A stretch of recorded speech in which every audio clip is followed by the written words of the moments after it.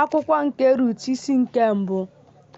O ruo, na mgbe ndị ikpe na-ekpe, oke ụnwụ dị n'ala ahụ. Otu nwoke nke Betlehem Judia wee jee ịnọ dịka ọbịa n'ala ọhịa Moab, ya onwe ya na nwunye ya na ụmụ ya ndị ikom abụọ. Aha nwoke ahụ bụ Elimelek, aha nwunye ya bụ Naomi. Aha ụmụ ya ndị ikom abụọ bụ Malon na Kilion, ndị Efrat nke Betlehem Judia. Ha wee baa n'ala ọhịa Moab nọ n'ebe ahụ. Elimelek bụ di Naomi wee nwụọ, ma nwaanyị ahụ na ụmụ ya ndị ikom abụọ fọdụrụ. Ha wee lụtara onwe ha nwunye sitere n'ụmụ ndị inyom Moab.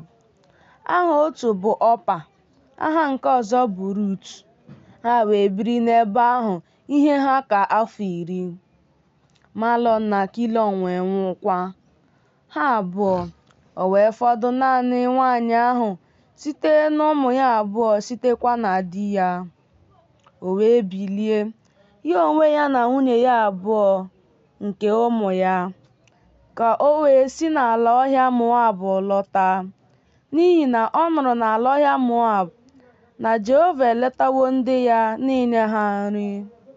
O wee si n'ebe ọ nọ pụọ, ya na nwunye abụọ nke ụmụ ya. Ha wee jee n'ụzọ ịlọta n'ala Juda. Naomi wee sị nwunye abụọ nke ụmụ ya, "Jeenụ, laghachi nwaanyị ọbụla n'ụlọ nne ya. Jehova mere unu ebere dịka unu mere ndị nwụrụ anwụ, mekwara mụ onwe m.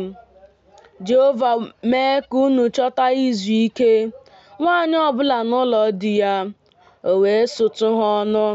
Ha wee welie olu ha kwaa akwa. Ha wee sị ya, "N'ezie, anyị ga-esoro gị laghachikwuru ndị gị." Naomi wee sị, "Laghachinụ ụmụ m, n'ihi gịnị ka unu ga-eso m laa?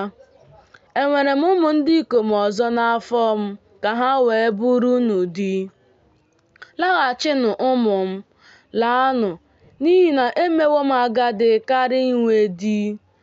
Ọ bụrụ na asị m, enwere m olileanya, ọ bụrụkwa na nwoke alụọ m n'abalị a, ọ bụrụkwa na amụọ m ụmụ ndị ikom, ọ bụ ha ka unu ga na-ele anya ruo mgbe ha ga-etolite? Ọ bụ n'ihi ha ka unu ga-egbochi onwe unu ka nwoke ghara ịlụ unu na nwunye? Mba, ụmụ m, n'ihi na ọ dị m ilu nke ukwuu karịa ka ọ dị unu, n'ihi na aka Jehova apụtawo imegide m." Ha wee welie olu ha kwaa akwa ọzọ. Ọpa wee sụtụ nne di ya ọnụ, ma Rut rapara n'ahụ ya. O wee sị, "Lee, nwunye nwanne di gị alaghachikwuru ndị ya, laghachikwuru chi ya. Gị soro nwunye nwanne di gị laghachi." Rut wee sị, "Arịọla m ịhapụ gị isi n'iso gị laghachi, n'ihi na ebe ị na-eje ka m ga-eje, ọ bụkwa ebe ị na-anọ ọnọdụ abalị ka m ga-anọ ọnọdụ abalị.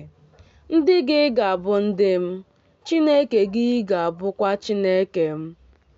Ebe ị nwụrụ ka m ga-anwụ, ọ bụkwa n'ebe ahụ ka a ga-eli m.